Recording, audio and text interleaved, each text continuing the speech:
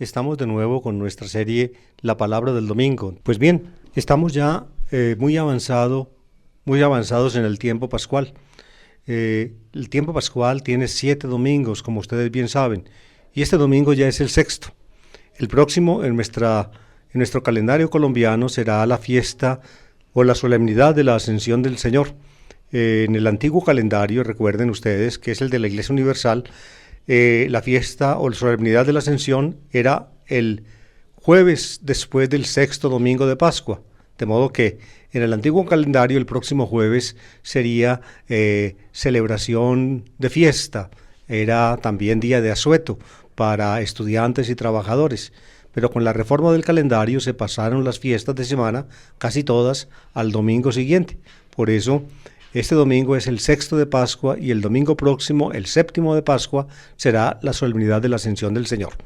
El tiempo pascual es uno de los grandes, el primer ciclo litúrgico, el más importante de todos. Gira alrededor de la gran fiesta de Pascua, el Triduo Pascual, la muerte y resurrección del Señor. Antes de el gran Triduo Pascual está el tiempo de Cuaresma, que abarca precisamente desde el miércoles de ceniza hasta el jueves santo. Son 40 días de preparación. Hay 5 domingos de Cuaresma, más el domingo de Pasión o de Ramos. Y finalmente, después del Triduo Pascual, están los 7 domingos de Pascua, que terminan el día 50, es decir, el día de Pentecostés. Pentecostés significa en griego 50. El día de Pentecostés es el día 50, es decir, número 50, después de la fiesta de Pascua. Estamos pues ya en la recta final del tiempo pascual.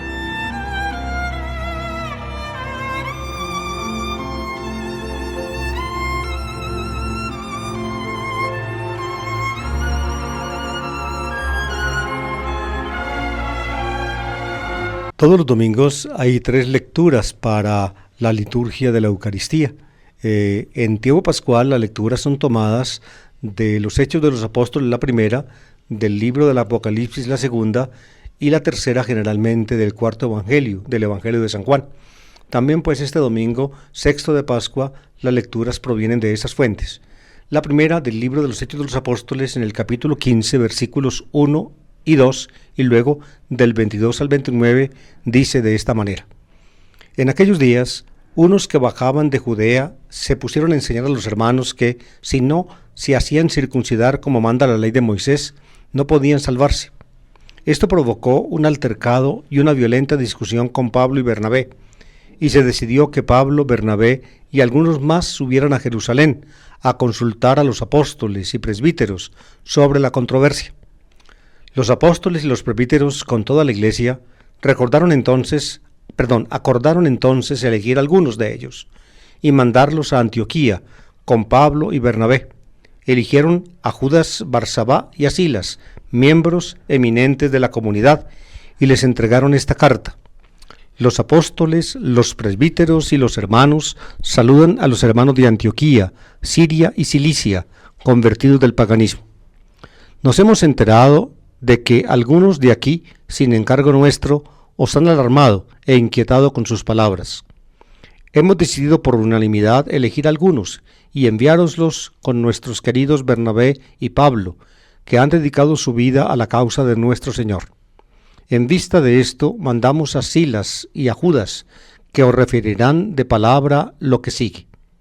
Hemos decidido, el Espíritu Santo y nosotros, no imponeros más cargas que las indispensables, que no os contaminéis con la idolatría, que no comáis carne ni animales estrangulados, y que os abstengáis de la fornicación.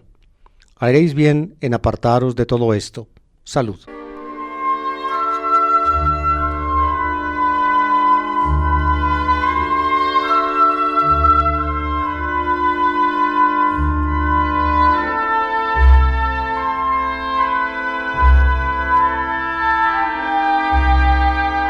Amables oyentes, este texto de Hechos en el capítulo 15 cuenta, o mejor dicho, conserva recuerdos de un acontecimiento muy importante en el cristianismo naciente. Esto que se cuenta aquí debió ocurrir por allá en el año 49, imagínense ustedes, es decir, 19 años después de la muerte de Jesús. Y nos hace sabedores, pues, de problemas que se vivían ya en el cristianismo de esa época. No problemas de los cristianos con la gente de afuera, concretamente con los judíos en Jerusalén, no, sino problemas internos de los cristianos entre sí. Para nosotros hoy en día es evidente que estas noticias, pues aunque diría yo, no son muy agradables, sin embargo son consoladoras.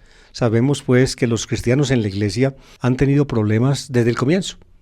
Desde el comienzo la iglesia no ha marchado, diría yo, como una unión fraternal donde todos cogidos de la mano piensan lo mismo y sienten lo mismo y dicen lo mismo.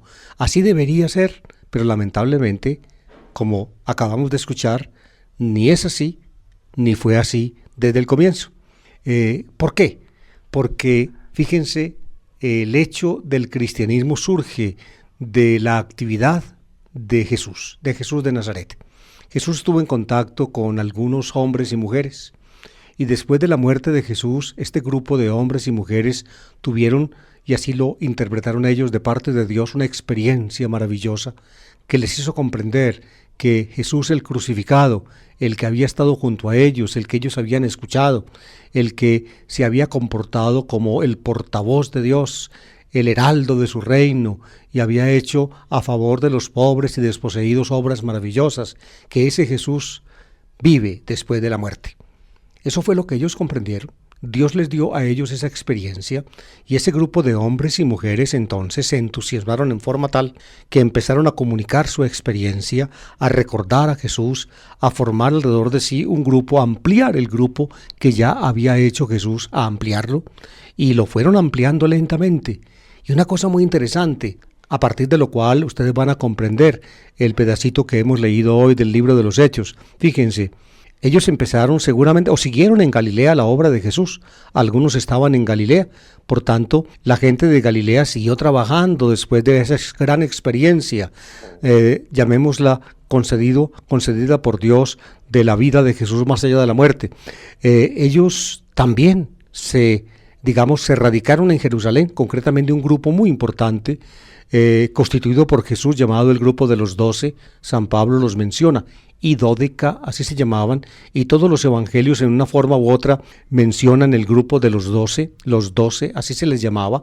El hecho de llamarlos así indica que era un grupo bien determinado, cerrado en sí mismo, eran 12, y era tan importante el grupo que fíjense ustedes, cuando uno de ellos defeccionó, concretamente Judas el Iscariote, los demás discípulos, los demás de los 12, sintieron la necesidad de reemplazar a Judas para completar el grupo, para completar el número. El número era simbólico, es decir, el número indicaba, digámoslo así, la renovación del pueblo de Israel. Ellos eran como los representantes del antiguo pueblo de las 12 tribus.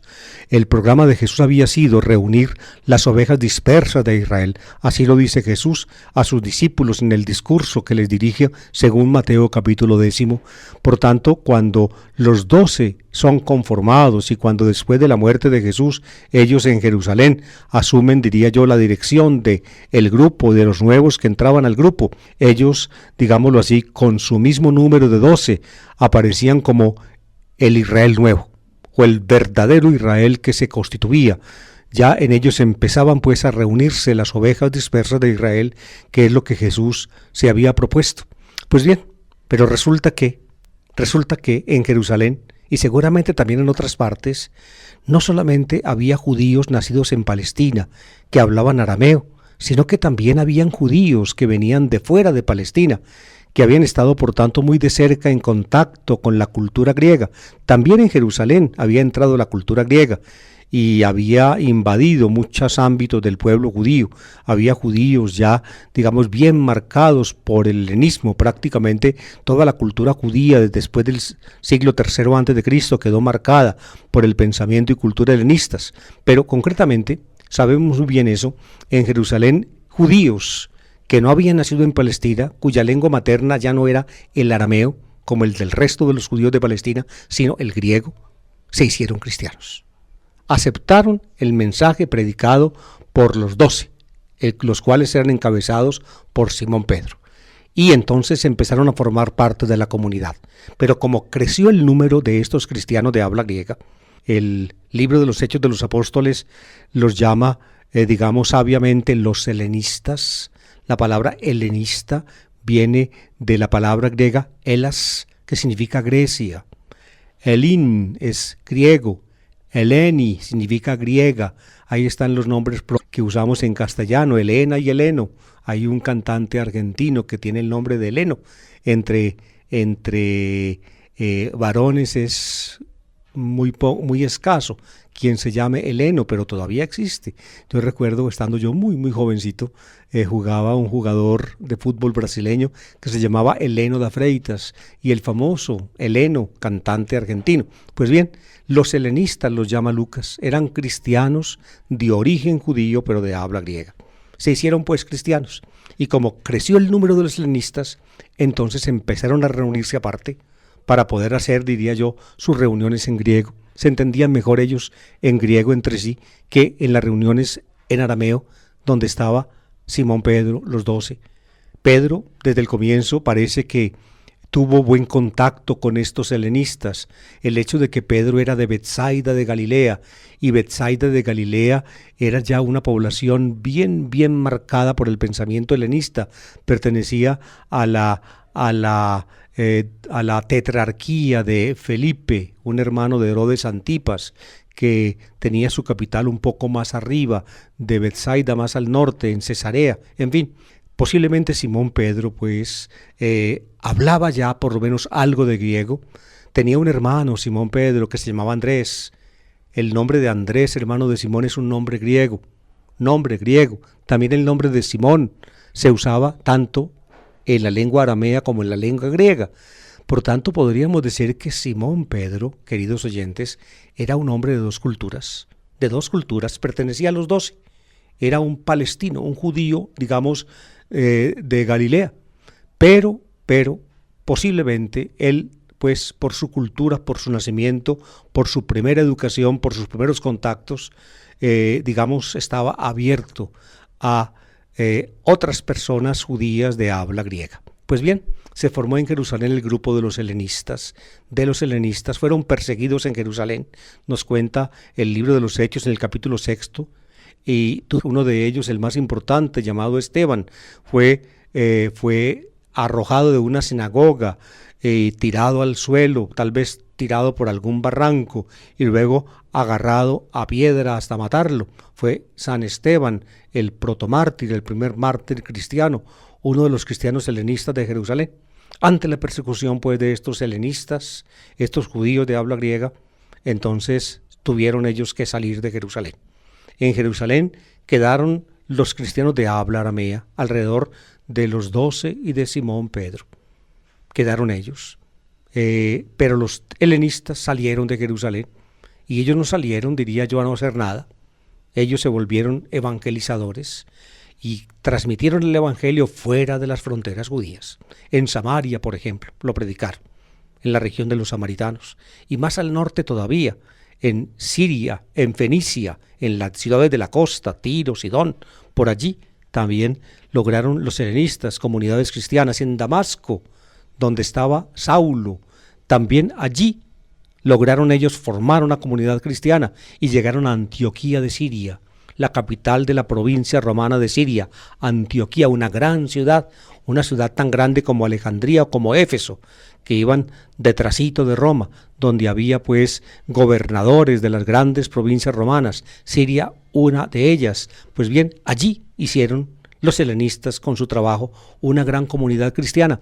Predicaron en la sinagoga de los judíos. Muchos judíos de nacimiento y circuncidados ya, y que practicaban la ley de Moisés, se hicieron cristianos. Pero también, y oído a esto, también había en esos grupos, digámoslo así, fuera de las fronteras de Palestina, había también personas que no eran judías y que ya estaban metidas o muy cercanas al judaísmo, algunas de ellas, por tanto, de raza helenista, es decir, griega, eran griegos, es decir, de habla griega y no judíos de nacimiento, ellos ya eran prosélitos judíos, es decir, ya se habían hecho circuncidar y habían entrado a formar parte, que no eran judíos, que no se habían hecho circuncidar, pero simpatizaban con el judaísmo.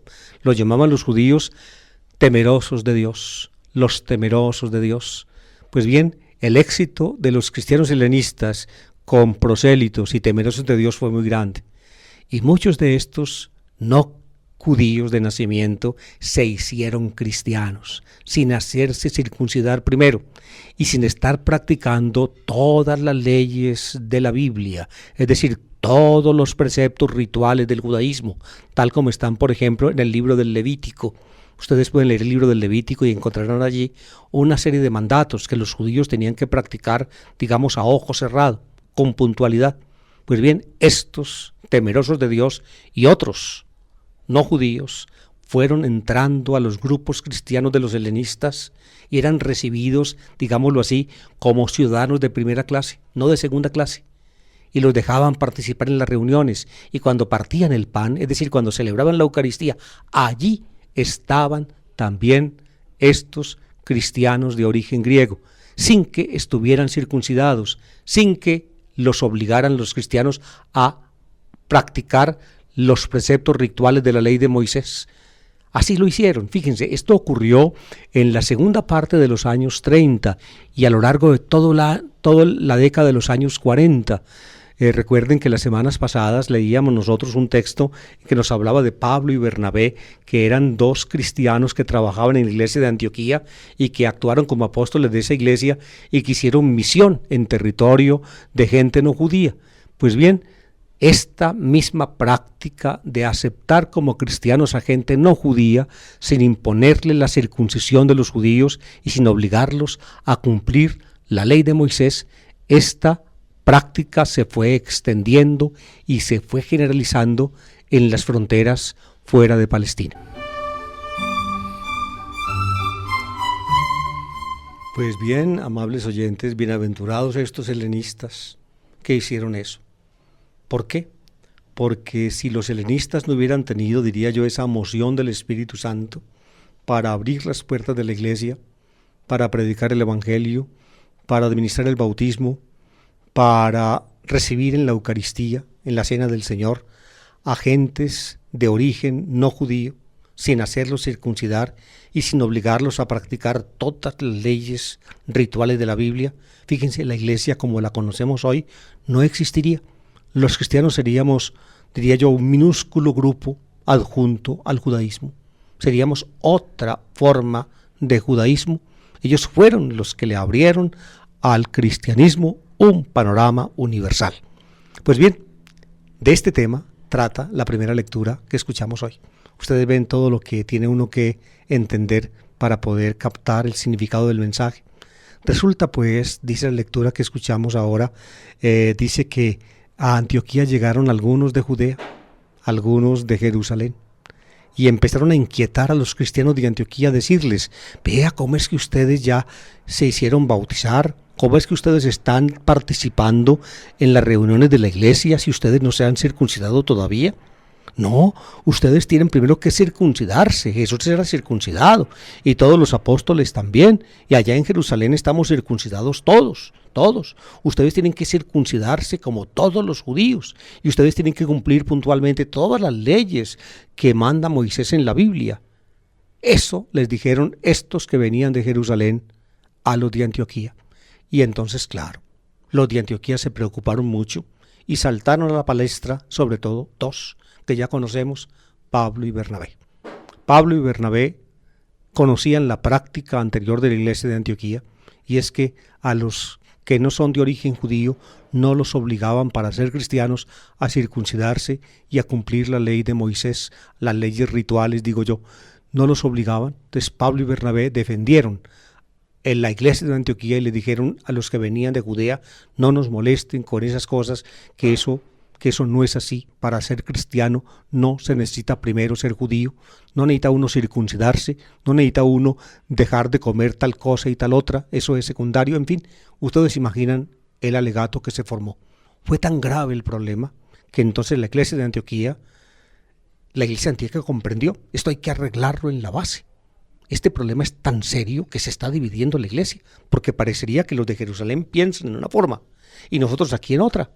Entonces encargaron a Pablo y a Bernabé y también a otros que fueran a Jerusalén a conversar con los apóstoles, es decir, la idea lucana es con los 12 que estaban en Jerusalén, los 12, particularmente con Simón Pedro, que era el más importante, que fueran a conversar el asunto con ellos. Y entonces van Pablo y Bernabé a Jerusalén a conversar el asunto. Fíjense, esto nos lo cuenta Lucas en el capítulo 15 de Hechos de los Apóstoles. Pero si ustedes quieren ver y leer la versión que trae Pablo del mismo hecho, busquen la carta a los Gálatas capítulo 2. En la carta a los Gálatas capítulo 2, Pablo, digamos de propia mano, informa de ese viaje a Jerusalén, de la reunión que tuvo allí con los que llama aquí Lucas en Hechos, los llama los apóstoles, los presbíteros. Pablo los llama en general los hermanos, pero Pablo menciona en su carta a los Gálatas a 3 de ellos y los llama los que parecían ser columnas, es decir, los más importantes de la iglesia de Jerusalén, y los menciona en este orden: Santiago, el hermano del Señor, no Santiago hijo de Zebedeo, que ya había muerto años antes, Simón Pedro, es decir, Cefás, los dice Pablo en la palabra helenizada, aramea, con que nombraban al apóstol, y Juan. Santiago, Cefás y Juan conversaron pues Pablo y Bernabé, acompañados también por Tito, acompañaron con ellos, conversaron con ellos. Y Pablo dice que estos 3 que parecían ser columnas aceptaron el evangelio que predicaba Pablo, y por ello también la práctica misionera de Pablo y Bernabé, que era no obligar a los cristianos que no eran de origen judío a circuncidarse y a cumplir los preceptos rituales del judaísmo.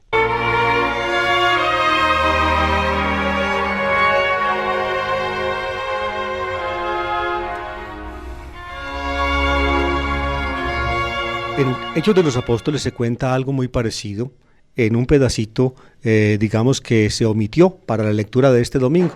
La lectura de este domingo trae del capítulo 15 la introducción, luego se salta un pedazo muy importante y luego sigue con una conclusión. El pedazo importante que se salta a la lectura que vamos a escuchar este domingo cuenta que Simón Pedro intervino en la reunión con Pablo y Bernabé, intervino y prácticamente dio el principio.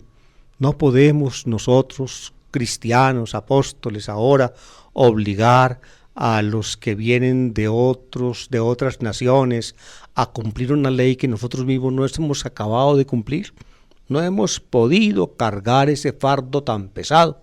¿Cómo es que vamos a imponer a estos que vienen de una nación que no es la judía a circuncidarse y a cumplir esa infinidad de preceptos y de precepticos que trae la ley judía? ¿Cómo es que los vamos a obligar? Dice Simón Pedro, no, la salvación no consiste en circuncidarse uno y en cumplir esos preceptos de la ley, lo que les quiere decir Pedro. Con otras palabras, eso mismo cuenta Pablo en la carta a los Gálatas. Pero aquí viene una cosa que sí leímos este domingo, y es que a pesar de eso, pues, había un problema para los judíos con los cristianos venidos de la gentilidad, es decir, que no eran de origen judío, que no se circuncidaban y no cumplían los preceptos rituales de la ley de Moisés. ¿Qué problema había? Que para los judíos, de esos grupos que ya eran cristianos, los no judíos, no circuncidados y que comían cosas que no eran permitidas en la ley de Moisés, eran impuros. Entonces, ¿cómo podía un judío que por la ley de Moisés es puro convivir y estar cerca de un cristiano que era, según la ley de Moisés, impuro?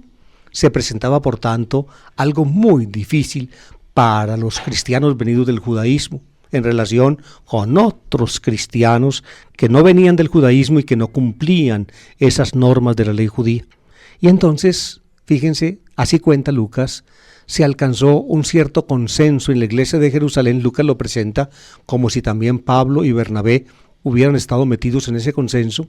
Sobre esto discuten mucho los historiadores. En todo caso, yo no voy a entrar en ese problema. En todo caso, salió de Jerusalén una carta llevada por dos personajes importantes, Judas y Silas, a la iglesia de Antioquía. Una carta en la cual, pues, Santiago, el hermano del Señor, que era una de las columnas de la iglesia de Jerusalén, junto con Cefas, es decir, con Pedro y con Juan, les mandaron una carta en que les encarecían cumplir tres cosas, tres cláusulas, para hacer digamos, fácil, para hacer posible el contacto de cristianos venidos del judaísmo con cristianos venidos de una nación distinta al judaísmo, es decir, cristianos de la gentilidad. Es la llamada cláusula de Santiago. Cláusula de Santiago. Fíjense cómo la cita aquí Lucas, que seguramente la conoció en su tiempo. Dice esto: hemos decidido el Espíritu Santo y nosotros. Oigan pues, a los de Jerusalén, encabezados por Santiago, por Cefas y por Juan y por todos los presbíteros de la iglesia de Jerusalén. Oigan pues cómo se presentan: el Espíritu Santo y nosotros decidimos. Ustedes ven que la iglesia tiene o ha tenido siempre esa conciencia de lo que en ella se hace es respaldado por el Espíritu Santo. Por tanto, lo que actualmente se nos dice en la iglesia, por tanto, no es nuevo. Es algo que ya usaban los de Jerusalén en esa época. Estamos en el año 49-50, imagínense, a 20 años de la muerte de Jesús. Hemos decidido, el Espíritu Santo y nosotros, lo que sigue: no imponeros más cargas que las indispensables. Y estas son las cargas que les van a imponer. Primero, no contaminarse con la idolatría. Segundo, no comer sangre ni animales estrangulados. Y tercero, abstenerse de la fornicación. Ahí están las tres cláusulas. No contaminarse con la idolatría. Fíjense, en las ciudades del mundo griego de esa época, del mundo helenista, había muchos cultos y muchas religiones. Entonces sacaban la carne de animales sacrificados a los ídolos en cultos idolátricos, sacaban al mercado la carne a venderla. Y como era la carne que se vendía, cristianos la compraban y comían de eso. Pues les piden a los cristianos que cuando vayan a comprar carne se fijen muy bien que esa carne no sea de animales sacrificados en cultos idolátricos. Pablo no parece haber hecho mucho caso de esta primera parte de la carta de Santiago. Ustedes pueden leer eso en el capítulo 8 de la primera carta a los Corintios. El segundo punto de la carta de Santiago decía que no comáis sangre ni animales estrangulados. Es decir, en la Biblia la sangre es un tabú. Tomar sangre es tomar la vida, por eso está prohibido en la ley de Moisés, según un tabú, digamos, antiguo de la humanidad, comer sangre. Los judíos no comen sangre, por eso cuando sacrifican un animal para la comida, lo sacrifican de cierta forma que la sangre no le quede adentro, es decir, lo degüellan. Yo aprendí, les digo de esto, de niño, aprendí cómo se hacía esto, porque a mi casa llevaban en el mercado cada semana un pollo vivo. En la época de mi niñez no había, digamos, lo que tenemos ahora, asaderos de pollos, que ya vienen los pollos preparados y helados, congelados, no, sino que había que comprar el animalito y matarlo en la casa. Entonces mi papá, que era judío, le enseñó a mi mamá cómo se mataba un pollo según la ley judía, la costumbre judía, la tradición judía, y era degollándolo. Lo ponían en la poceta de la cocina y con una cuchillita de afeitar le cortaban la garganta. Y el pollito entonces moría de anemia, se desangraba y luego lo preparaban. Así comen, así sacrifican los judíos animales. Es para que la comida, es decir, la carne no tenga la sangre adentro. Por eso se dice, no comer sangre ni animales estrangulados. Cuando un animal se estrangula, como hacemos nosotros generalmente con los pollos, que los estrangulamos, es decir, les torcemos el pescuezo y nos comemos la carne con la sangre adentro, ese está prohibido en la ley judía. Pues bien, Santiago y compañeros de Jerusalén les piden a los cristianos que no son de origen judío que no hagan eso, que no compren carne por ahí de pronto que provenga de un grupo, de un culto idolátrico, que cuando vayan a sacrificar un animalito, lo sacrifiquen degollándolo. Y tercero, que se abstengan de la fornicación. Sobre esto discuten los autores qué es la fornicación, pornía en griego. Algunos piensan que es de la fornicación en general, es decir, de ir donde mujeres por ahí de la calle, lo cual pues se hacía en la antigüedad y se hace ahora todavía, porque esa es la condición del reino animal que tenemos los seres humanos. En todo caso, algunos piensan que se trata de esa pornía, es decir, la fornicación, la prostitución. Otros dicen que se trata de matrimonios entre consanguíneos, que también era, digamos, que en el mundo griego, en el mundo helenista, era, digamos, digamos, se usaba más que en el mundo judío. De modo que estas son las tres cláusulas o las tres partes de la cláusula de Santiago, las tres prohibiciones. Así lo decretaron pues los de Jerusalén. Esto se regó por el mundo helenista. Pablo, por lo menos a la primera de las cláusulas, no les hizo caso, no le hizo caso, lo muestra él. No se sabe con certeza si Pablo conoció en Jerusalén cuando fue estas cláusulas. Algunos dicen que no, la mayoría. Otros dicen que, por tanto, que esta cláusula de Santiago fueron posteriores a la reunión de los apóstoles y presbíteros con Pablo y Bernabé en Jerusalén.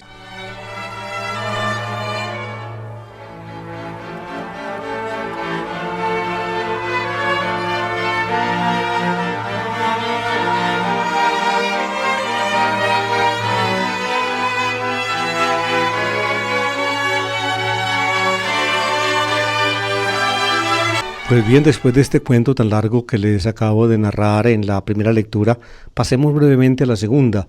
Es el libro del Apocalipsis. Dice: el ángel me transportó en espíritu a un monte altísimo y me enseñó la ciudad santa, Jerusalén, que bajaba del cielo, enviada por Dios, trayendo la gloria de Dios.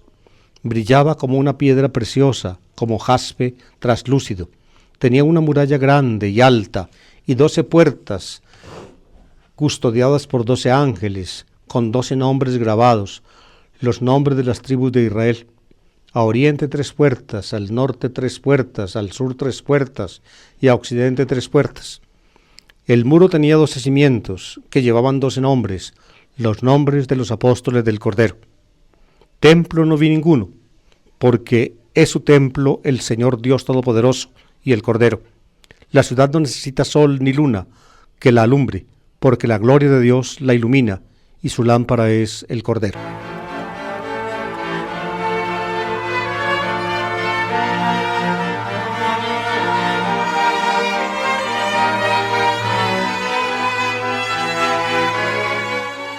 Esta visión del Apocalipsis es una visión consoladora. Les expliqué precisamente para explicar los textos en los domingos anteriores, que el libro del Apocalipsis es un libro de consolación, escrito en un momento en que los cristianos estaban padeciendo muchas dificultades. Algunos estaban muriendo. Por eso el visionario, Juan, el profeta, ve cosas y las comunica a las iglesias. Y lo más importante que ve son estas maravillas de la obra de Dios para ellos. La ciudad santa de Jerusalén que desciende del cielo. Recuerden que el domingo anterior decía el visionario que era como una novia adornada para el esposo, es decir, para que se produzca el matrimonio sagrado entre Dios y la iglesia, entre Dios y la humanidad. Ahora ya no se emplea la figura de la esposa que está adornada para el marido, sino que enviada por Dios venía a la ciudad pues trayendo la gloria de Dios. Brillaba como una piedra preciosa, como jaspe traslúcido. Ustedes ven, son imágenes consoladoras y maravillosas. La ciudad era cuadrada, tenía por tanto 4 lados. En cada lado tenía 3 puertas, por tanto en totalidad 12 puertas. Y las puertas quedaban dirigidas a los puntos cardinales, al oriente, al occidente, al norte y al sur. Hay una palabra de Jesús que trae el capítulo 8 de Mateo o el capítulo 12 de Lucas, muy interesante. Se dice que de oriente y de occidente, del norte y el sur, vendrán a sentarse en la mesa del reino de Dios con Abraham, Isaac y Jacob. Fíjense, esta ciudad es la santa ciudad de Jerusalén. Las puertas son 12 y llevan los nombres de las 12 tribus de Israel, es decir, es el nuevo Israel. Dios congrega a Israel en la ciudad santa celestial que es Jerusalén, pero tiene puertas, y por esas puertas, decía Jesús, van a entrar muchos, de oriente y de occidente, de norte y de sur, porque, fíjense, las puertas quedaban mirando a oriente, a occidente, a norte y a sur. Y las puertas tenían, o las murallas tenían 12 cimientos, y los cimientos tenían 12 nombres, los 12 nombres de los apóstoles del Cordero. Por eso les decía yo ahora, a los 12 los hace Jesús como la representación del nuevo y definitivo Israel, un nuevo y definitivo Israel simbolizado en la ciudad santa de Jerusalén, que tiene 12 puertas que se abrirán para recibir a los que vengan de oriente y de occidente, de norte y de sur. No hay templo en la ciudad. No se necesita templo porque el templo es Dios mismo y el Cordero. No necesita sol y luna que la alumbren porque la luz que la alumbra la da Dios mismo y la lámpara es el Cordero. Ustedes ven, es un texto poético muy hermoso, que nos da a nosotros, digámoslo así, la certeza de dónde estamos. Estamos en la iglesia, que es precisamente la obra que Dios hace, abierta en primer lugar, o constituida en primer lugar por el Israel fiel y abierta a toda la humanidad.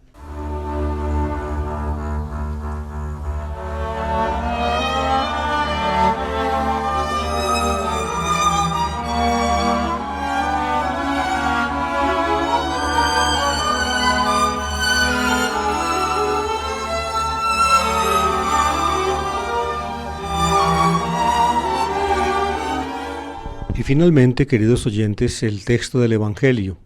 Les he dicho que en el tiempo pascual casi siempre se toman textos del cuarto Evangelio, del Evangelio según San Juan. En el sexto domingo, pues ocurre exactamente eso. El texto fijado por la liturgia viene del cuarto Evangelio, concretamente del llamado discurso de despedida o discurso de la cena. En el cuarto Evangelio les expliqué con motivo de las lecturas del domingo pasado. En el cuarto Evangelio el discurso de la cena es muy amplio, muy amplio. En Mateo y en Marcos prácticamente el discurso de la cena es brevísimo. Después de la Eucaristía Jesús dice unas palabritas muy pequeñas o muy breves en que pone su vida, diría yo, en el horizonte del reino de Dios. Así lo hace en Mateo y en Marcos. En Lucas ya el discurso de la cena se amplía y en el cuarto Evangelio el discurso de la cena es, diría yo, la pieza, podríamos llamarla, de palabra de Jesús central y básica del Evangelio. De punto de vista del estudio crítico del texto, se sabe hoy en día con relativa certeza que el evangelista debió componer varios esbozos del discurso de la cena. Con uno de ellos quizá quería publicar su obra, pero parece que el evangelista faltó y quedaron sus discípulos. Y algún discípulo suyo no quiso que se perdieran los otros esbozos, es decir, que diferentes escritos del evangelista acerca del mismo motivo, del mismo hecho, se acumularan todos. Y entonces yuxtapuso diferentes esbozos del sermón de despedida y conformó un amplísimo sermón que va desde la mitad del capítulo 13, abarca el 14, el 15 y el 16 y termina en el 17 con una oración de Jesús. De esa manera se alcanza pues el discurso de la cena, un espacio más amplio que el propio sermón de la montaña de Mateo, que ya es también una reunión de una colección de diferentes elementos de la predicación de Jesús. Pues bien, por eso, fíjense, en el discurso de la cena se repiten los temas. ¿Por qué se repiten los temas? Por ejemplo, el tema del amor, o aquí el tema del Paráclito, del Espíritu Santo. ¿Por qué? Porque los temas estaban tratados en los diferentes esposos. Los diferentes esposos que hizo el evangelista trataban aproximadamente los mismos temas, y cuando los diferentes esbozos fueron coleccionados y reunidos para formar un gran discurso, entonces el discurso quedó con repeticiones.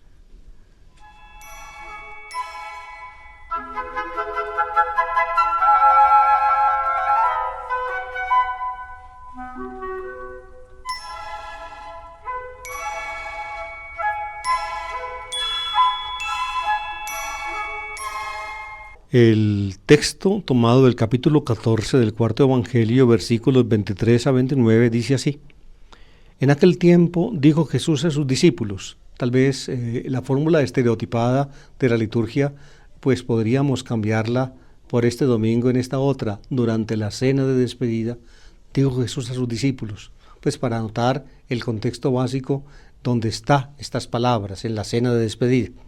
En la cena de despedida, pues, dijo Jesús a sus discípulos: El que me ama guardará mi palabra, y mi Padre lo amará, y vendremos a él y haremos morada en él. El que no me ama no guardará mis palabras, y la palabra que estáis oyendo no es mía, sino del Padre que me envió. Os he hablado ahora que estoy a vuestro lado, pero el Paráclito, el Espíritu Santo, que enviará el Padre en mi nombre, será quien os lo enseñe todo y os vaya recordando todo lo que os he dicho. La paz os dejo, mi paz os doy. No os la doy como la del mundo. Que no tiemble vuestro corazón, ni se acobarde. Me habéis oído decir: me voy y vuelvo a vuestro lado. Si me amarais, os alegraríais de que yo vaya al Padre, porque el Padre es más que yo.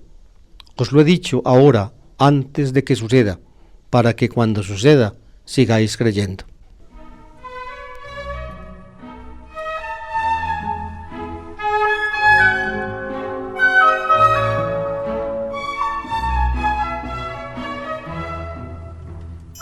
Fíjense, todos los temas que ustedes escucharon aparecen en otros puntos del sermón de despedida: el amor a Jesús, el guardar sus mandamientos, luego la promesa de que vendrá el Paráclito, el Espíritu Santo, también el que nos da la paz. ¿Por qué? Porque sus discípulos, ante la perspectiva inminente de su muerte, están tristes, han perdido la calma, están acobardados, y por eso les dice: no pierdan la calma, no se acobarden. A ustedes les conviene que yo me vaya, que yo vaya al Padre, porque el Padre es más que yo. Fíjense, todos estos temas, pues, que pertenecen a este pedacito que leímos del capítulo 14, aparecen en otros puntos del discurso. Ya les expliqué la solución que presentan la mayor parte de los exégetas de hoy a este problema, y es que el evangelista pues compuso el discurso en varias versiones y luego las diferentes versiones fueron juntadas y de esa manera aparecen repetidos los temas. Miremos un poco algunos de ellos.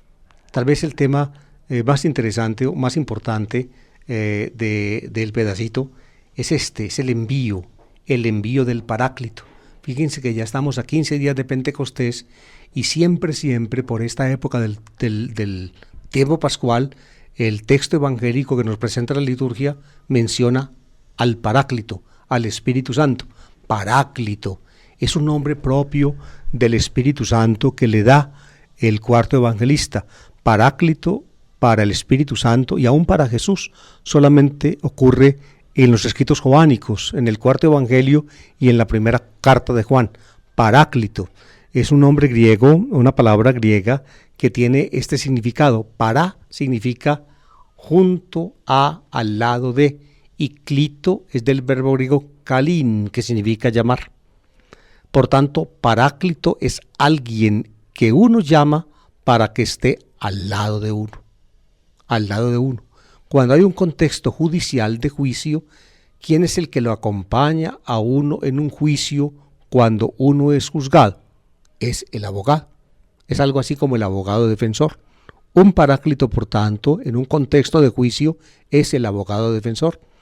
Uno es acusado y entonces uno encarga a un abogado, lo llama: venga, defiéndame. Y viene el paráclito y se coloca al lado de uno y entonces lo defiende. Abogado, es decir, aboga por uno, es decir, trata de ayudarle a uno en el lío en que se metió o en que lo metieron. Paráclito. Ese término pues lo emplea solamente el cuarto evangelista para el Espíritu Santo, y en la primera carta de Juan, que es de la misma escuela del Evangelio, también se emplea Paráclito para Jesús. Os daré otro Paráclito. Se ve que ya, dice así la carta, se ve que Jesús ya es Paráclito. Pues bien, Jesús se va, fíjense, están en la cena de despedida, entonces Jesús no los va a dejar solos, Él vendrá en el otro Paráclito, Ese otro Paráclito lo llama él Topnefmato Agion, el Espíritu Santo que enviará el Padre en mi nombre. Será quien nos lo enseñe todo y os vaya recordando todo lo que os he dicho. Es decir, el Paráclito, el Espíritu Santo, ese poder de Dios, esa luz de Dios, esa fuerza de Dios en el corazón de los creyentes, en este caso de los propios discípulos en la cena de despedida, es en el fondo la nueva, la renovada presencia de Jesucristo con ellos. En esta cena estaba Jesús, digamos, físicamente presente con ellos, pero Él se va al Padre. Él se va a Dios. Ellos no deben entristecerse porque se va al Padre. Va a la casa del Padre a prepararles un lugar, dice Él, y cuando lo tenga preparado volverá y los llevará con Él, dice Él. Pero mientras que está en la casa del Padre y se ha ido, no los deja tampoco solos, no los deja huérfanos, les da su presencia espiritual. La presencia espiritual de Jesús en ellos es el Paráclito. Ustedes ven, ante esta concepción que supone aquí el cuarto evangelista, fíjense, es parecida a la que tiene Pablo. Por eso en algún punto Pablo puede identificar al Espíritu con el Señor. Y el Espíritu y el Señor, digámoslo así, están inmediatos al Padre. De ahí viene, fíjense, la necesidad de que el cristianismo hubiera meditado sobre esta triple realidad divina que son el Padre, el Hijo, es decir, Jesucristo, y el Espíritu Santo, y el cristianismo hablara de Santísima Trinidad, pero este no es el tema de esta explicación, pero simplemente les quiero mostrar, digamos, qué razón tuvo el cristianismo para poder, digamos, reflexionar sobre el tema. Pues bien, ese Paráclito, el Espíritu Santo en ellos, es la renovada presencia de Jesús en ellos. Jesús ya no está físicamente con ellos, pero está el Paráclito. Y Él entonces va a marcar dentro de ellos una relación que jamás deben perder con Jesús. Es decir, Jesús, ese hombre que existió, ese hombre concreto que habló y que dijo, ese hombre concreto que vivió y que murió, ese hombre permanece siempre el punto de referencia básico e imprescindible. Por eso dice, Él será quien os lo enseñe todo y os vaya recordando todo lo que os he dicho, todo lo que por acción del Espíritu Santo encuentren los discípulos de Jesús desde el comienzo hasta hoy. Todo lo que vayan encontrando será entonces enseñanza del Espíritu y será recuerdo que el Espíritu suscita en ellos de Jesús. Todo lo que la Iglesia encuentre por obra del Espíritu Santo es recuerdo de lo que Jesús dijo e hizo.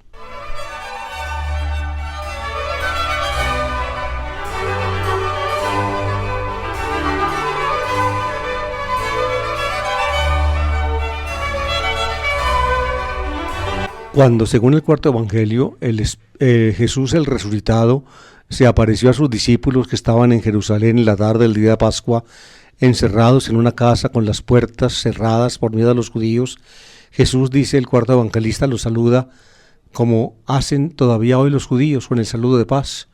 Shalom Aleichem, paz con vosotros. Irini mitimón, se dice en griego. Irini es la palabra griega que en hebreo suena shalom, en árabe salam. Pues bien, es, diría yo, la comunicación de todos los bienes divinos, de la felicidad, de la alegría, de la plenitud. Shalom. El Imperio Romano era el dueño del mundo en esa época, en la época de Jesús. Toda la cuenca del Mediterráneo, todo lo que es el sur de Europa, desde el sur de España, prácticamente España entera, todo el sur de Francia y aún la Francia entera. La guerra de las Galias de Julio César había hecho la conquista de la Galia, es decir, de lo que hoy en día es Francia.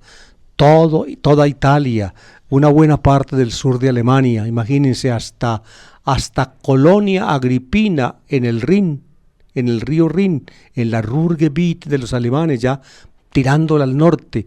La frontera sur era el Donau, el Danubio.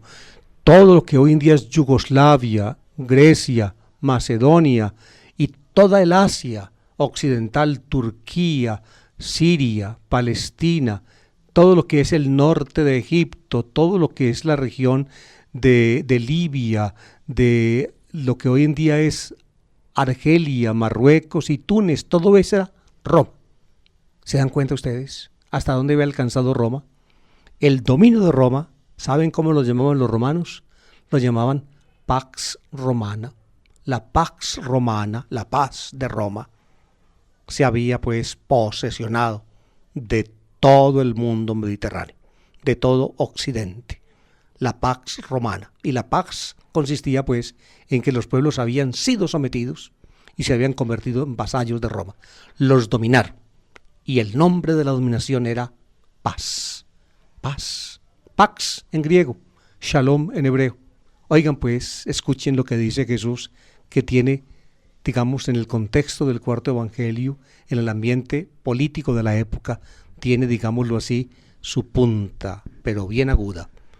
La paz os dejo, mi paz os doy, no os la doy como la da el mundo. Roma dio la paz, posesionándose de los pueblos y dominándolos. Él da la paz, no como la da el mundo, simbolizado en el Imperio Romano. Él da la paz en otra forma.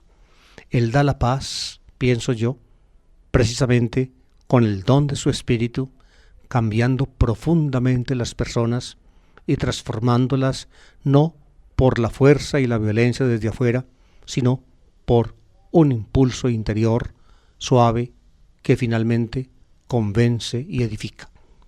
No os la doy como la da el mundo.